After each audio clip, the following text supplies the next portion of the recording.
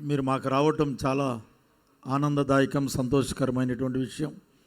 కనుక next government కూడా మన క్రైస్తవ కుటుంబ సభ్యులైనటువంటి వైఎస్ జగన్మోహన్ రెడ్డి గారి యొక్క గవర్నమెంట్ రావాలని మా ఏఐసిసి మొత్తం కూడా తిరిగి మేము ప్రార్థించి ప్రతి గ్రామ స్థాయిలో కూడా తిరిగి, ఎందుకంటే గ్రామ స్థాయిలో నుంచి మా సభ్యులు ఉన్నారు ఆంధ్రప్రదేశ్ మొత్తం కూడా, భారతదేశం మొత్తం కూడా. కనుక మేము గెలుపు దిశగా గ్యారంటీగా ఉపవాసాలు ఉండి ప్రార్థన చేసి గెలిపించే బాధ్యత మాది అని ప్రభుపేట మనవి చేస్తున్నాను.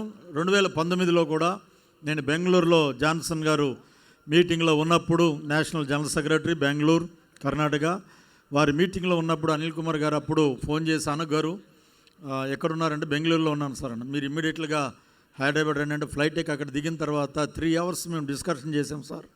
చేసిన తర్వాత ఎలాగైనా సరే ఈసారి మన గవర్నమెంట్ రావాలి సార్ అనక్ గారు అని చెప్పేసి అన్నప్పుడు, ఏఐసిసి ఎప్పుడు ఏ గవర్నమెంట్కి సపోర్ట్ చేయాల. ఇది 2009లో స్థాపించాం సార్. 2009లో స్థాపించినటువంటి యొక్క గవర్నమెంట్ ఏఐసిసి ఏ గవర్నమెంట్కి సపోర్ట్ చేయలేదు.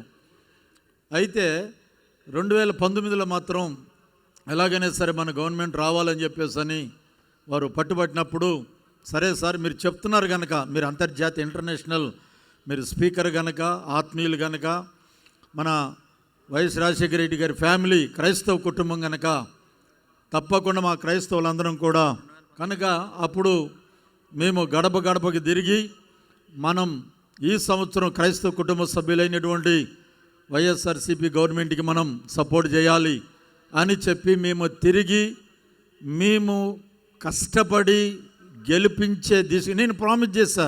నెక్స్ట్ గవర్నమెంట్ జగన్మోహన్ రెడ్డి గారు గవర్నమెంట్ వస్తుంది అని ప్రామిస్ చేశాను. అలాగే వచ్చింది 2019లో. ఇప్పుడు కూడా మేము ప్రార్థన చేసి గెలిపించే దిశగా మా ఏఐసిసి సభ్యులందరూ కూడా మేము కృషి చేస్తామని ప్రభు పేరిట మీకు మనవి చేస్తున్నాం సార్. తప్పకుండా మేము ప్రామిస్ చేస్తున్నాం సార్, మన గవర్నమెంటే వస్తుంది సార్. మా క్రైస్తవులో మేము కృషి చేస్తాం.